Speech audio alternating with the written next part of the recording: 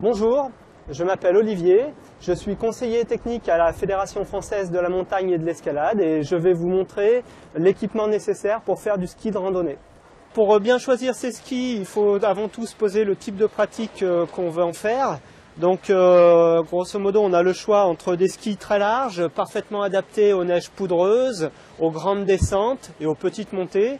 Et puis à l'opposé on a des skis beaucoup plus fins, beaucoup plus légers, qui eux vont être plus polyvalents mais qui seront avant tout très intéressants dans les grandes montées à pot de phoque en montagne.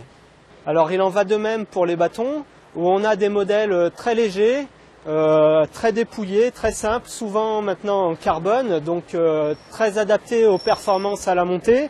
Et puis on a des modèles un petit peu plus lourds, un petit peu plus polyvalents, avec un manchon en caoutchouc pour pouvoir appuyer sa main au bon niveau et où on va aussi pouvoir régler par un mécanisme de télescopisme, on va pouvoir régler la taille du bâton en fonction de l'inclinaison de la pente et aussi en fonction de la taille du randonneur. Dans le sac du skieur de randonnée, on va trouver un casque de ski pour se protéger pendant les descentes, un bonnet pour se tenir la tête au chaud, un détecteur de victimes d'avalanche pour être retrouvé en cas d'ensevelissement sous une avalanche. Et puis on a un sac à dos sur lequel on va pouvoir porter ses skis, attacher un piolet et mettre tout un ensemble d'accessoires.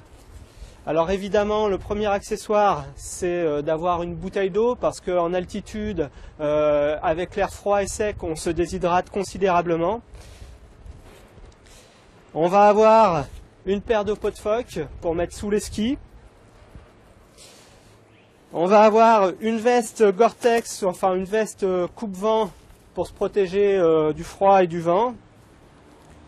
Un vêtement de rechange pour se changer après l'effort, après avoir transpiré. Des lunettes de soleil de catégorie 3 ou 4 en fonction de l'altitude et de la saison. Éventuellement un masque de ski pour les jours de mauvais temps ou de jours blancs. Une carte et une boussole et un altimètre pour s'orienter et suivre l'itinéraire. Très important donc une paire de gants. Une pelle et son manche pour pouvoir secourir des personnes qui seraient ensevelies par une avalanche. Une sonde qui sera également utilisée en cas d'avalanche pour localiser précisément la personne. Une petite trousse pharmacie, ici dans une boîte plastique pour ne pas écraser les médicaments et les accessoires. Une couverture de survie de manière à pouvoir se protéger du froid si on est immobilisé. Un sifflet pour pouvoir prévenir les secours. Une lampe frontale si on doit rentrer de nuit.